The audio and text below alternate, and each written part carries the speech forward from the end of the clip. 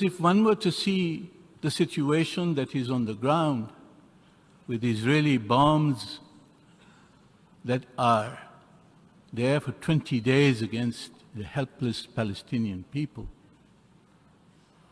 with 7,000 men, women, and small children, half of them children, killed by Israel in the last 20 days, 17,000 injured, 1.1 million Palestinians displaced. The enormity of the crimes that are being committed by Israel against the Palestinian people are so great and enormous that it is amazing that when my friend from Canada insists on naming the organization Hamas, that he does not feel the need for the equity and balance and fairness for which Canada is so well known. He does not feel the need to name Israel for killing 7,000 Palestinians and injuring 17,000. Only Hamas. Is this balance? He says what needs to be named has to be named. We believe Israel needs to be named. If you are fair, if you are equitable, if you are just, you will not blame one side and not the other. And if you were to go back to the issue of who started this, we all know who started this. It is a 50 years of Israeli occupation and the murder and killing of Palestinians with impunity that started this. When you push a people into the corner, they will respond. This is what the Secretary General said. It did not happen in a vacuum.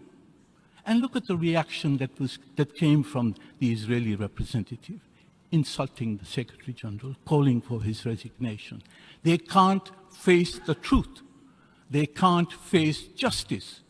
They can't face the fact that the crime has originated with the Israelis. The Israeli occupation is the original sin in this case. It is not what happened on the 7th of October. That is the proximate cause. But the real cause is the occupation of Palestine.